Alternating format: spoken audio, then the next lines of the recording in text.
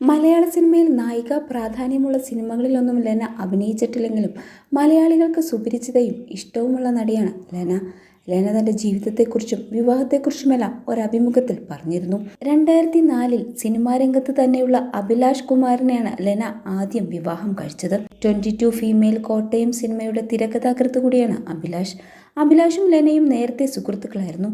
പിന്നീട് വർഷങ്ങൾക്ക് ശേഷം വളരെ സൗഹൃദപരമായി തങ്ങൾ വേർപിരിഞ്ഞുവെന്ന് ലെന തന്നെ പറഞ്ഞിരുന്നു.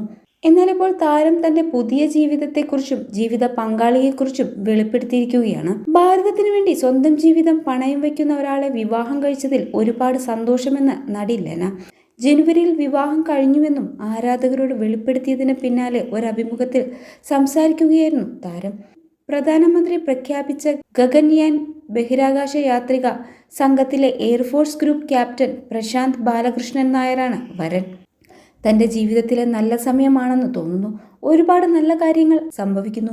ജനുവരി 17 ഞാൻ വിവാഹിതയായി. എൻ്റെ ഭർത്താവ് ഫോഴ്സിലുള്ള ആളാണ്. ഭാരതത്തിന് വേണ്ടി സ്വന്തം ജീവിതം പണയം വയ്ക്കുന്ന ഒരാളെ വിവാഹം കഴിച്ചതിൽ ഒരുപാട് സന്തോഷം. ഞങ്ങളുടെ അറേഞ്ച്ഡ് മാരേജ് ആയിരുന്നു. ഞാൻ ഒരിക്കലും പ്രതീക്ഷിക്കാത്തൊരു സംഭവം തന്നെയായിരുന്നു. അദ്ദേഹം വളരെ കോൺഫിഡൻഷ്യലായൊരു നാഷണൽ പ്രോഗ്രാമിൻ്റെ ഭാഗമായതുകൊണ്ടാണ് എനിക്ക് ഈ വിവരം ഇതുവരെ നാട്ടുകാരെ അറിയിക്കാൻ സാധിക്കാത്തത്. ഇന്നും ബഹുമാനപ്പെട്ട പ്രധാനമന്ത്രി മോദിജി ഔദ്യോഗിക പ്രഖ്യാപനം നടത്തിയതുകൊണ്ട് എനിക്കിത് എല്ലാവരോടും പറയാം. 2024 ജനുവരി 17 താനും പ്രശാന്ത് ബാലകൃഷ്ണനും വിവാഹിതരായി എന്നാണ് ലെന സോഷ്യൽ മീഡിയയിലൂടെ അറിയിച്ചത്. രാജ്യത്തിന്റെ അഭിമാനം ബഹിരാകാശ പദ്ധതിയായ ഗഗൻയാൻ വേണ്ടിയുള്ള ബഹിരാകാശ സഞ്ചാരിയുടെ പേര് ചൊവ്വാഴ്ചയാണ് പ്രധാനമന്ത്രി നരേന്ദ്രമോദി പ്രഖ്യാപിച്ചത്. മലയാളിയായ ബഹിരാകാശ യാത്രികൻ ഉൾപ്പെടെ 4 പേരാണ് ഗഗൻയാൻ ദൗത്യത്തിനായി തിരഞ്ഞെടുക്കപ്പെട്ടത്.